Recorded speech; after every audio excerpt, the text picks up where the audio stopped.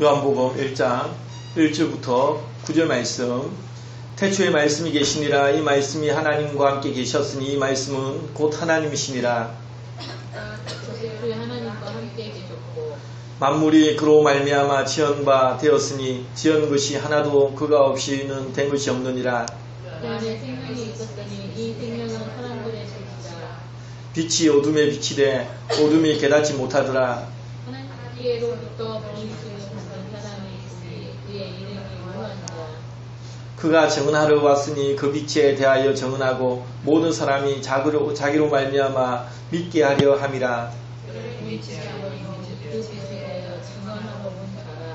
참빛 곧 세상에 와서 각 사람에게 비추는 빛이 있었나니.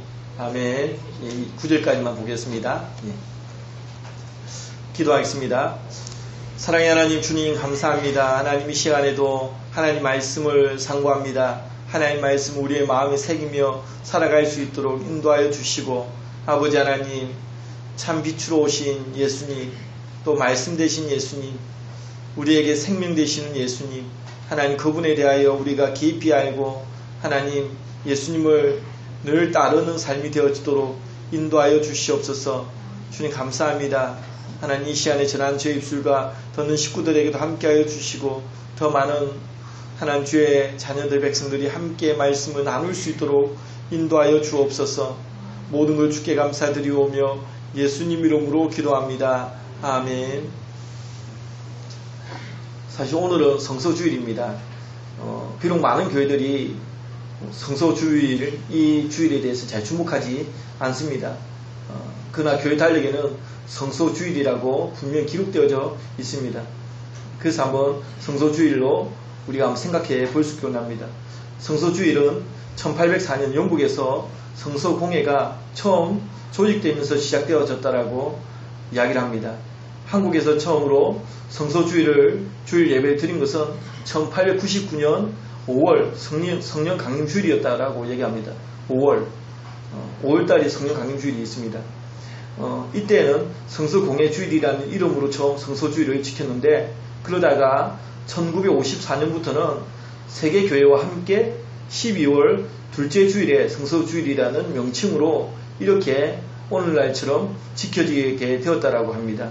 이렇게 옮겨지게 된 배경, 5월달에서 12월달로 옮겨지게 된 배경에는 결국 말씀의 실체가 누구냐?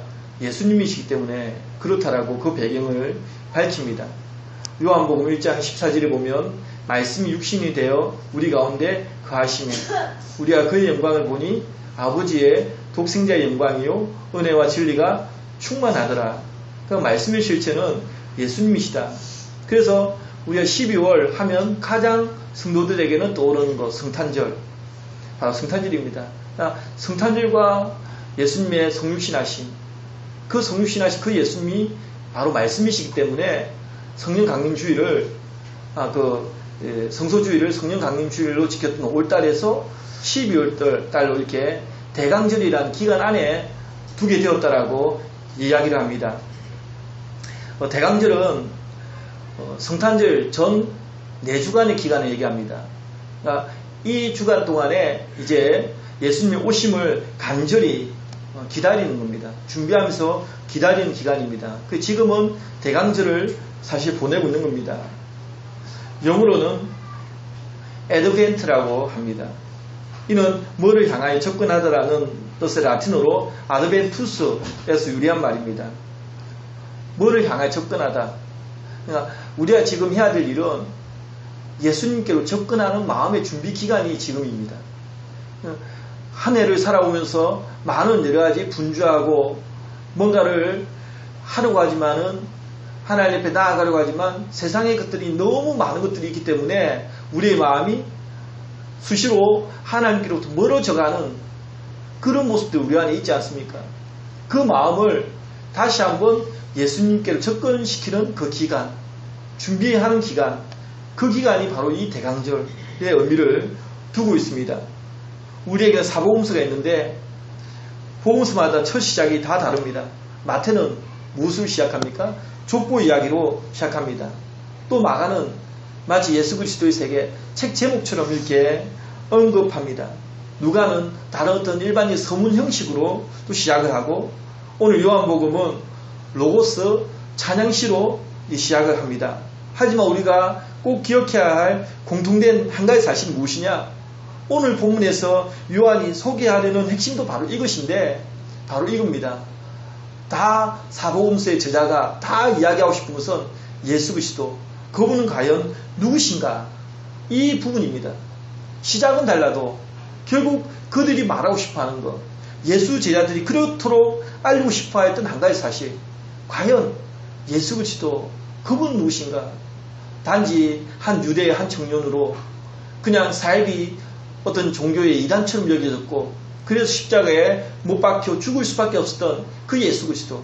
하지만 그 예수 그리스도가 다 너희들이 생각하는, 그네들이 생각하는 과연 그 예수였냐? 바로 그 예수 그리스도, 그분은 누구신가에 대해서 이 요한도 밝히고 주고 싶어 합니다. 우리 예수님을 정확히 알아야 합니다. 그렇다면 오늘 본문에서 과연 이 예수는 어떻게 소개되고 있는가? 그 예수는 어떻게 표현되고 있는가? 그 사실을 한번 살펴보기로 원합니다. 첫 번째는 예수 그리스도, 그분은 말씀이라고 이야기를 하고 있습니다. 사도 요한은 예수님에 대해서 쭉 소개하는데, 먼저는 헬라어로 보면 로고스라고 표현하고 있습니다. 로고스는 말씀이라는 뜻입니다. 1절에 보면 태초에 말씀이 계시니라, 이 말씀이 하나님과 함께 계셨으니 이 말씀은 곧 하나님이시니라. 사도 요한은 분명하게 밝힙니다. 무엇이라고 밝힙니까? 로고스가 하나님이다. 로고스가 하나님이다. 이 사실을 밝히고 있습니다. 그러면서 이 로고스에 대해서 설명합니다. 2절 말씀은 1절 말씀이란 설명인데, 2절에 그가 태초에 하나님과 함께 계셨고, 태초에라는 단어는 우리가 잘 알다시피 신구약을 통틀어서 가장 먼저 나오는 단어, 창세기 1장 1절에 기록되어져 있는 태초에 하나님 천지를 창조하시니라. 가장 첫 어구가 바로 이 태초에라는 말씀입니다. 즉 하나님께서 태초에 천지를 창조하시던 그 현장에 누가 계셨다? 바로 로고스, 말씀이 함께 계셨다라고 이야기를 하고 있습니다. 다시 말하면 성삼위 하나님 중 우리가 믿는 신앙 고백은 성삼위일체 하나님입니다. 근데 그 성삼위 하나님 중 한 분 하나님의 실체가 분명하게 존재했다는 겁니다. 그리고 이를 가리켜서 3절에 보면은 인칭대명사로 히라고 얘기합니다. 바로 그가 누구신가? 바로 예수님이시라고 밝혀주고 있습니다. 그리고 3절 말씀은 2절 말씀이다. 일종의 주석 형태로 설명을 덧붙입니다.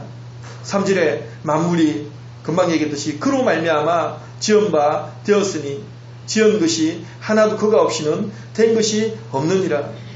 로고스가 어떤 역할을 했는지에 대해서 설명을 하고 있습니다. 여기엔 두 가지 명제로 설명되고 있죠. 첫 번째 명제가 무엇입니까? 만물이 그로 말미암아 지은 바 되었다. 모든 만물이 그를 통해 창조되었다는 사실을 얘기합니다. 사실 구약 성경에서는 오직 요 하나님께만 쓸 수 있는 표현입니다. 요 하나님 외에 누가 창조했단 말이냐? 요 하나님께만 사용할 수 있는 이 표현을 바로 이 로고스라는 개념을 통해 설명하고 있습니다. 본문에서는 하나님과 구별되는 로고스라는 특별한 존재가 창조 역할을 하나님과 같이 했다라고 말씀합니다. 따라서 이분은 바로 하나님이시다. 하나님과 똑같은 신성을 가지신 분이시다 라고 얘기합니다. 그리고 두 번째 명제는 지은 것이 하나도 그가 없이는 된 것이 없다는 겁니다. 창조된 것 중에 단 하나도 그가 없이 창조된 것은 없습니다. 여기서 밝혀주고 있는 사실이 무엇이겠습니까? 바로 예수님, 그분은 창조자이시다. 창조 이전부터 존재하셨던 분이시다.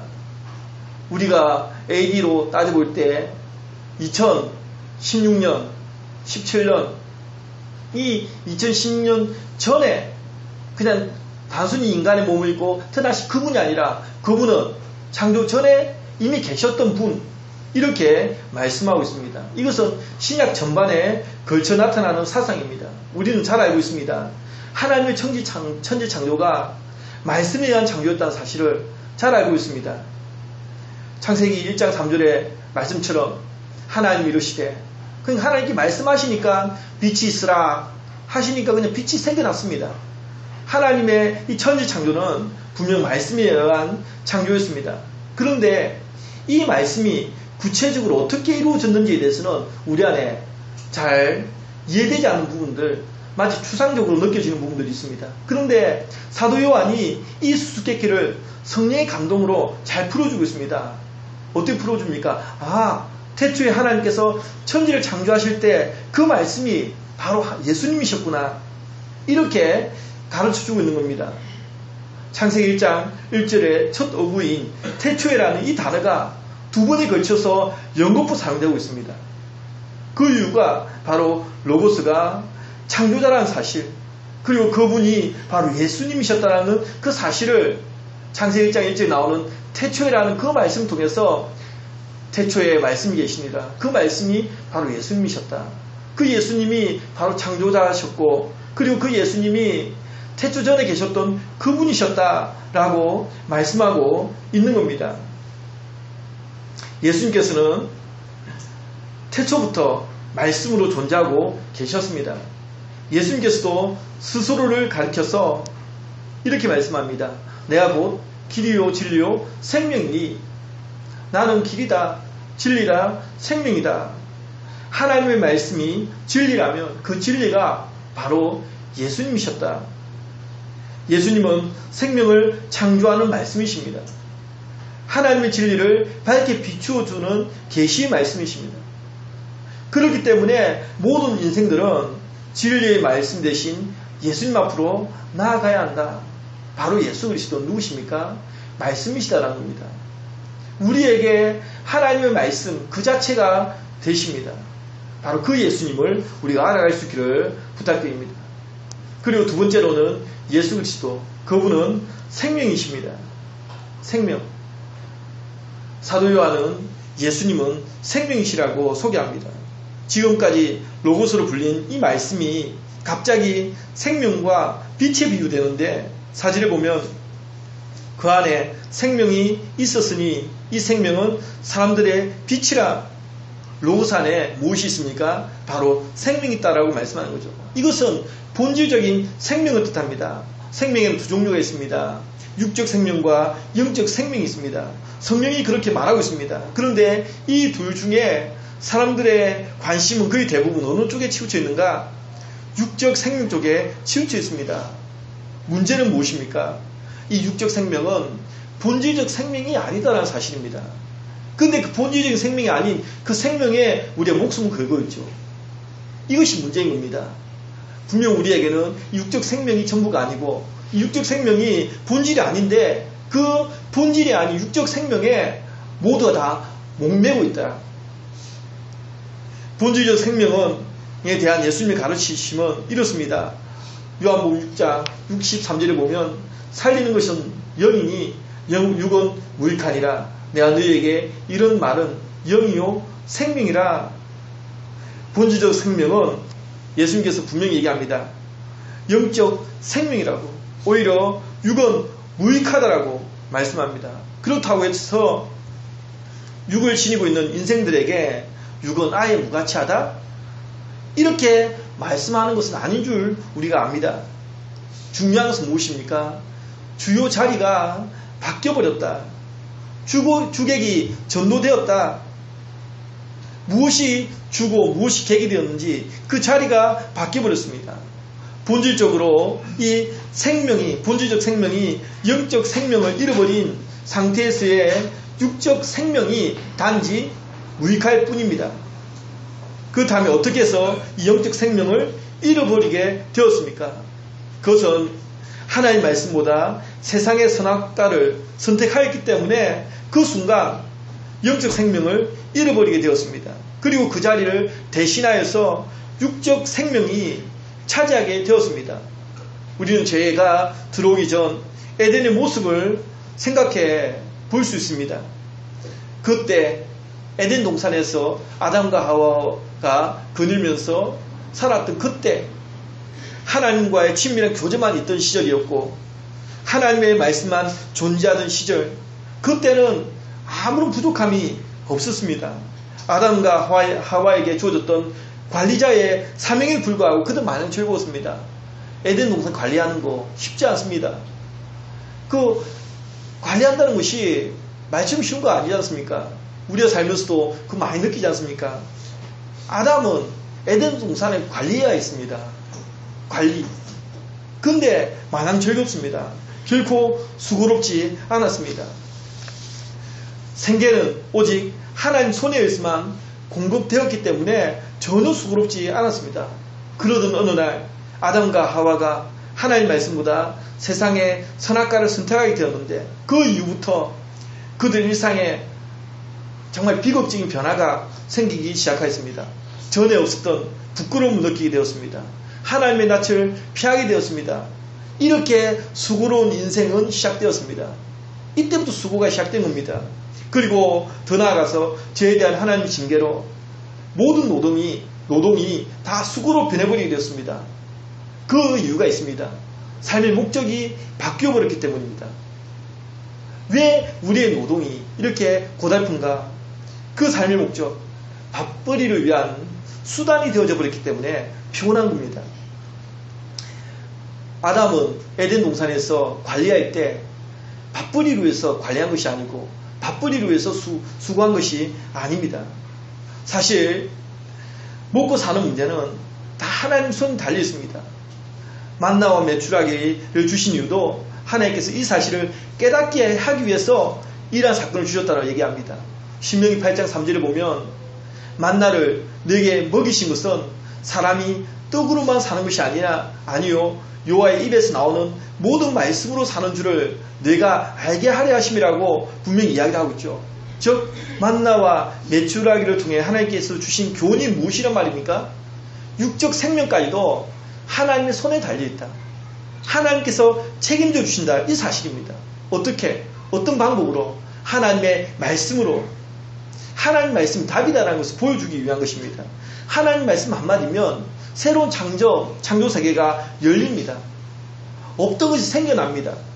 천지가 그렇게 만들어졌듯이 우리 일상에도 하나님 말씀에 의해서 없던 것도 생겨나는 놀라운 일을 우리는 경험할 수가 있습니다. 새로운 세계가 열려나는 겁니다. 따라서 결국에는 하나님의 말씀이 본질적인 생명이 된다라고 얘기하는 거죠.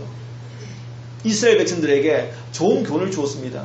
너희가 광야를 40년 동안 방황한다고 그 아무것도 없는 그 40년 동안 너희들이 굶어봤나? 마실 물이 없을 때 하나님께서 마실 물도 주시고 그리고 40년 동안 신임 헤어지지 아니하고 오직 하나님 은혜로 살아갔다는 겁니다. 우리 인생의 광야에도 사실 우리가 믿음만 있다면 하나님 말씀이 답인데 하나님 말씀 한마디면 없던 것도 생겨나고 놀라운 새로운 창조 세계가 열리게 되는데 그 사실을 우리가 믿지 못하고 우리가 하는 노동, 내가 수고해서 내가 먹을 것을 얻는다라고 생각하는 이 잘못된 그렇다고 우리가 그 세상에 게으르게 살고 직장 필요 없다 이런 의미는 아닙니다. 하나님께서 우리가 어떤 생계를 위해서 뭔가를 일을 하는 그 이유, 근본적인 목적을 잃어버린 상태에서 오직 먹고 살기 위해서 하는 그 노동이 우리를 너무 수고롭게 만든다는 겁니다. 이걸 일하지 않으면 굶어 죽는다라는 그런 부담감 때문에 우리의 이 노동이 참 고달프고 피곤해지는 겁니다. 에덴 동산에서 아담은 먹고 살기 위해서 노동하지 않았습니다. 근데 죄를 짓고 난 다음에 인생들은 삶 목적이 다 바뀌어버렸습니다. 하나님의 영광은 온데간데 없고 그냥 오직 이 땅에서 잘 먹고 잘 사는 것 이걸 위한 노동으로 다 전락해버렸기 때문에 우리의 인생이 이렇게 피곤하다. 그러나 이 만나의 사건을 통해서 하나님은 우리에게 분명하게 알려주고 싶습니다. 너희가 사람이 떡으로만 사는 것이 아니다. 여호와의 입에서 나오는 그 모든 말씀이 너희들을 살게 한다라고 분명히 말씀하고 있습니다. 이것이 답입니다. 그 안에 생명이 있었으니 로고스 안에는 생명이 있었습니다. 이 로고스가 바로 예수 그리스도십니다. 요한복음에서는 특히 예수님 자신이 생명이시라는 부분을 강조합니다. 동시에 생명을 나누어 주시는 분으로 특별히 많이 강조합니다. 요한복음 6장 35절에 보면 나는 생명의 떡이다 라고 얘기합니다. 내게 오는 자는 결코 줄이지 아니하여 나를 믿는 자는 영원히 목마르지 아니하리라. 본질적인 생명은 바로 예수 그리스도, 그분께 나아가야지만 얻을 수 있다. 그분이 바로 참 생명이 되시기 때문입니다. 정말 우리 믿는 자들은 결코 우리가 살아가는 그것이 어떤 나의 수고나 나의 노동에 의해서 살아가신다라고 생각하면 안 됩니다. 우리는 하나님의 말씀에 의해서 살아가는 겁니다. 하나님의 은혜로 살아가는 것입니다. 예수 그리스도 안에서 이러한 풍성한 삶을, 참 생명을 누리게 되어집니다. 예수 그리스도, 그분은 우리에게 참 생명이시다. 이러한 고백을 우리가 갖게 되기를 원합니다. 세 번째로는 예수 그리스도, 그분은 빛이라고 이야기를 합니다. 로고스 안에는 생명이 있었다고 얘기했죠. 그런데 그 생명이 무엇이냐? 사람들의 빛이라고 말씀합니다. 생명과 빛, 하나님께서 말씀하시는 생명은 어둠 속에 있는 생명이 아닙니다. 밝은 빛 가운데 있는 생명입니다. 결국 이것이 영적 생명이 됩니다. 사람들은 육적 생명 속에서만 허적거리면서 살아가고 있습니다. 그들은 이것이 참 빛이라고 생각합니다. 그러니까 물질이 있고 권력이 있으면 그 사람의 그것이 빛입니다. 뭔가 미래가 굉장히 밝게 느껴지고 미래에 대한 어떤 파라다이스 같은, 그래서 사람들은 계속 돈을 모으면서 막 인도도 되는데 더 많이 모으고 더 뭔가를 세우려고 합니다. 그런 그들에게 빛은 바로 그들이 가지고 있는 그러한 물질이나 권력이 그들에게는 빛처럼 보여지는지 모릅니다. 하지만 실상은 그것은 어둠이다라고 얘기하는 거죠. 밝은 빛으로 나와야 하는데 영적 생명으로 거듭나야 하는 것입니다. 이를 위해 반드시 필요한 것이 바로 오늘 말씀하고 있는 로고스, 하나님의 말씀이 그들에게 필요한 겁니다. 로고스는 사람들 마음속에 빛을 비춥니다. 영적 생명이 있는 밝은 빛 가운데로 인도합니다. 이와 같은 하나님의 말씀에는 조금도 변함이 없습니다. 하지만 그럼에도 불구하고 안타까운 일이 있습니다. 모든 사람들에게 마땅히 빛으로 반응되어져야 될 이 로고스, 하나님의 말씀이 그렇게 되지 못하고 있다는 것 아닙니까? 5절 말씀에 빛이 어둠의 빛이 돼 어둠이 깨닫지 못하더라. 요한은 빛에 대한 어둠의 반응을 깨닫다라는 뜻과 이기다라는 뜻을 동시에 가진 카탈람바노라는 단어를 사용합니다. 무슨 말이겠습니까? 즉 사람들 속에 있는 어둠이 너무도 강렬하여서 빛 대신 하나님 말씀 비추어 주지만 그들은 도무지 깨닫지 못하더라. 이것이 빛에 대한 그들의 반응이었습니다. 깨닫지 못하는 것. 그리고 오히려 어둠이 빛을 이기는 모습으로 나타납니다. 이것이 이 세상의 모습입니다. 이것은 정말 기이한 현상입니다. 우리가 어떤 자연적 현상으로도 이 전구 다 꺼버리고 밤 캄캄한 밤에 여기 들어오면 어두컴컴합니다. 그런데 스위치를 한번 넣는 순간에 언제 그랬다는 듯이 어둠은 싹 물러갑니다. 빛은 어둠을 이기게 되어 있습니다. 빛은 어둠은 그냥 물러가는 겁니다. 빛이 들어오는 순간에 그 어둠은 다 물러가게 되어 있습니다. 그런데 이러한 빛 대신 예수님께서 오셨지만 사람들은 여전히 어두워서 그걸 깨닫지 못한다. 오히려 어둠이 이기는 세상으로 살고 있는, 이것은 그야말로 기이한 현상이다.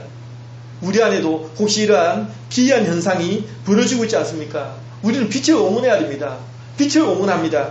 마치 전래 동화에서 주 단골 메뉴 뭡니까? 건선징악, 그리고 인과응보, 이러한 것이 우리에게 기대가 되어집니다. 길이 되어져야 됩니다. 그래야 사회가 밝아질 것이기 때문입니다. 하지만 그렇다 하더라도 여전히 세상 불안전할 것입니다. 왜냐하면 진정한 완전함은 여기에 있지 않기 때문에 단순히 세상의 윤리에 따른 건선징악이나 또한 인과응보나 불완전한 것입니다. 진정한 완전함은 참빛 대신 하나님의 말씀이 우리 안에 있는 어둠을 몰아낼 때 비로소 우리는 정말 밝은 빛을 보게 되어졌습니다. 그런데 다행히도 어두운 세상과는 대조되는 한 인물이 등장합니다. 하나님께로부터 보내심을 받은 사람이 있으니 그의 이름은 요한이라는 인물이 등장합니다. 세례요한은 어두운 세상 속에서 참 빛을 깨달았던 인물이었습니다. 사실 세례요한에 대한 소개가 나오는 이 6절부터 8절 이 말씀 부분은 생략해도 무방합니다. 왜냐하면 5절에서 그냥 9절로 넘어가면 자연스럽게 예수님에 대한 소개가 이어집니다. 그럼에도 특별히 이 부분이 필요했던 이유가 무엇인가? 본문이 기록된 당시까지도 여전히 사람들은 세례요한을 중요시 여겼고, 그리고 잘못 오해하는 일들이 벌어졌기 때문입니다. 사도행전을 보면 바울이 너희가 무슨 세례를 받았느냐 이렇게 물으니까 사람들은 자부합니다. 나는 요한의 세례를 받았다. 그러니까 요한에 대한 어떤 자부, 그리고 마치 요한이 그리스도처럼 생각되어지는 그런 잘못된 오해들, 이 때문에 사도 요한은 이들에게 예수님과 세례 요한의 극명한 차이를 분명하게 말하고 싶었습니다. 그가 반복적으로 언급하고 있는 내용을 보아도 알 수 있는데, 사도 요한은 예수님께서 빛이시라는 사실과 대조적으로 어떻게 얘기하냐면 세례 요한은 빛이 아니다라고 얘기합니다. 빛이 아니다. 그가 이 땅에 아무리 위대한 사역자, 정말 많은 일들을 감당하고 대단한 누군가 나타나도 그분은 빛이 될 수 없는 겁니다. 본질적인 빛은 될 수 없는 겁니다. 빛은 예수 그리스도 외에 없습니다. 그런데 어떤 사역자들은 놀라운 기적을 행하면 갑자기 자기가 그리스도라고 얘기하고 내가 재림 예수라고 그러고 이렇게 얘기합니다. 당시에도 세례 요한, 정말 경건하게 살았던 많은 사역자들을 향해서 우상처럼 섬기려고 했던 그런 무리들, 그렇지만 세례 요한은 분명히 얘기해주고 싶었습니다. 분명 예수님과 세례 요한은 다르다. 극명한 차이가 있다. 단지 세례 요한은 이 빛에 대하여 정언하러 온 분일 뿐이다라고 얘기합니다. 그래서 7절에 보면 그가 정언하러 왔으니 곧 빛에 대하여 정언하고 모든 사람이 자기로 말미암아 믿게 하려 함이라. 그는 이 빛이 아니요 이 빛에 대하여 정언하러 온 자라. 분명 세례 요한은 당시 빛을 깨닫지 못하던 어두운 세상과는 아주 대조되는 보기 드문 빛을 깨달았던 인물 중에 한 사람이었습니다. 하지만 그럼에도 불구하고 그는 빛이 아니라 그냥 빛을 정언하러 온 자였을 뿐이었다라고 이야기를 하고 있습니다. 하나님 말씀 로고스 안에는 생명이 있습니다. 이 생명은 사람들의 빛입니다. 이 빛은 누구십니까? 9절에 보면 참빛 곧 세상에 와서 각 사람에게 비추는 이 빛이 있었는데 그 빛이 바로 예수 그리스도였다라고 말씀하고 있는 겁니다. 세상에는 참빛처럼 보이는 여러 빛들이 있습니다. 선악과가 유혹하는 것도 바로 이런 것들이죠. 마치 선악과는 우리에게 유혹합니다.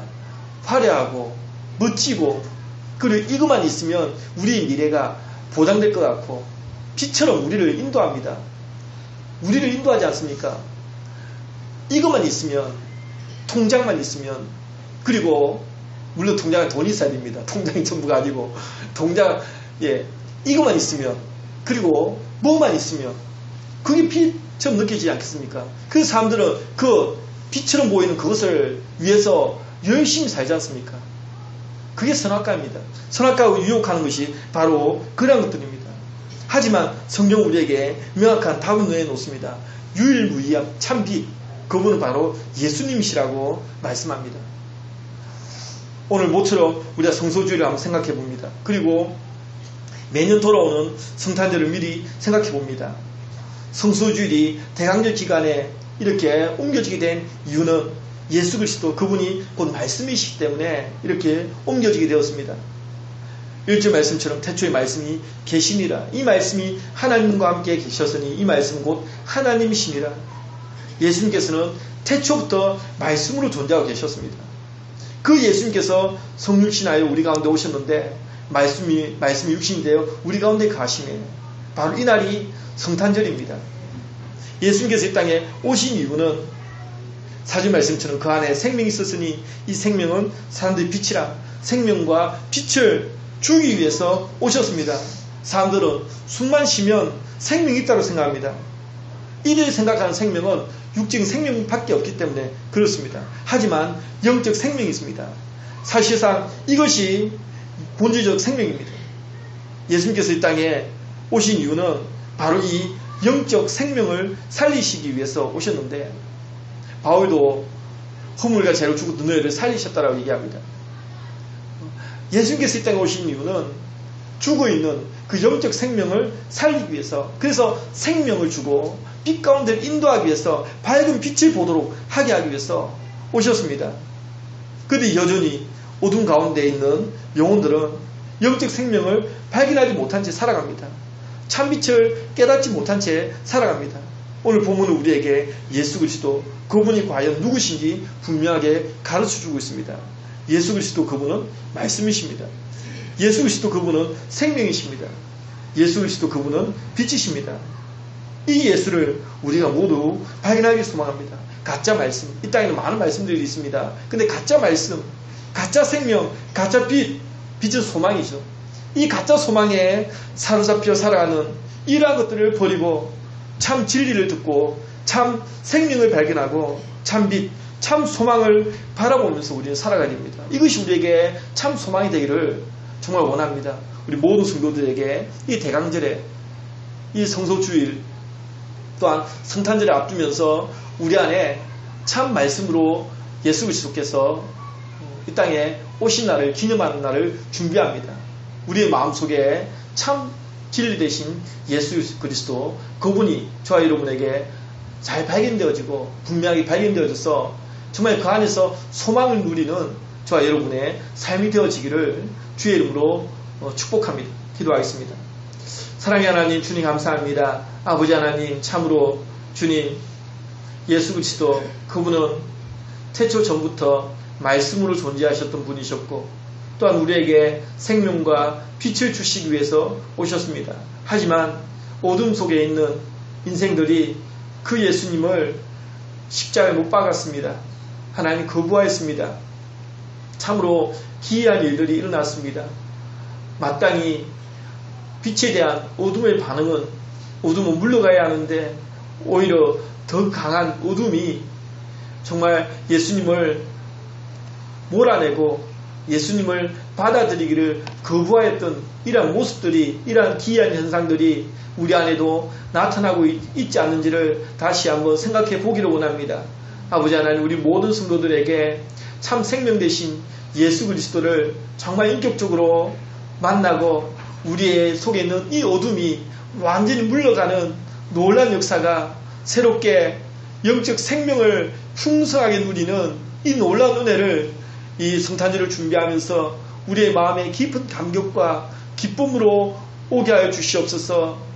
여러 사역들을 준비하면서 영혼들이 시달리고 피곤하지 않고 항상 우리의 마음에 예수 그리스도로 인한 그 감격 때문에 내가 만난 그 예수를 더 많은 어린 아이들에게나 누구에겐가 전하고 싶은 그 마음 때문에 우리의 마음 늘 하나님 살아 움직이는 그러한 은혜가 있도록 축복하여 주시옵소서. 모든 걸 주께 감사드리오며 예수님 이름으로 간절히 기도드립니다.